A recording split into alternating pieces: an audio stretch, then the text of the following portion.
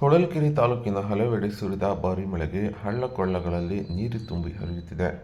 ಇನ್ನು ವರ್ಷದ ಮೊದಲ ಮಳೆಗೆ ಹೊಳಲ್ಕೆರೆ ತಾಲೂಕಿನ ಅಮೃತಪುರ ಗ್ರಾಮದ ಹಳ್ಳಕ್ಕೆ ಭಾರೀ ಪ್ರಮಾಣದಲ್ಲಿ ನೀರು ಹರಿದು ಬಂದಿದ್ದು, ಗೌರಿಪುರ, ಕೊಂಡಾಪುರ ಭಾಗದಲ್ಲಿ ಹಳ್ಳಗಳು ಹರಿಯುತ್ತಿವೆ.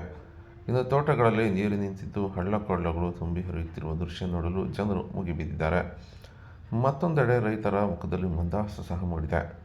ತಾಲೂಕಿನ ತಾಳೆ ಹೋಬಳಿಯ ಗೌರಿಪುರ, ಕೊಂಡಾಪುರ, ಕಾಶೀಪುರ, ಟಿ. ನುಲೇನೂರು, ತಡರನಾಡ್ ಹಾಗೂ ಜುಂಜಕೊಂಡನಹಳ್ಳಿ, ಅಮೃತಪುರ ಸೇರಿದಂತೆ ಹಲವೆಡೆ ಉತ್ತಮ ಮಳೆಯಾಗಿದೆ.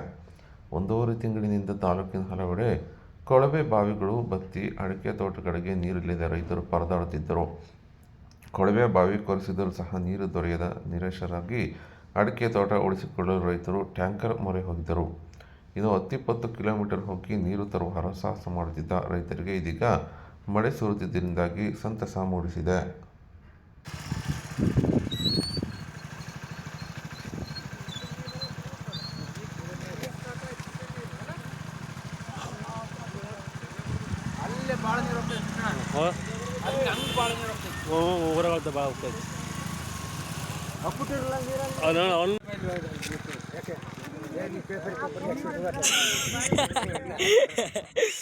ಇಲ್ಲಿಗೆ ಬಾಳ ಹಿಂಗ ಇರ್ಲಿ ಇಲ್ಲ ನಿಂಗ ಬರ್ತೈತಿ ಮಾತು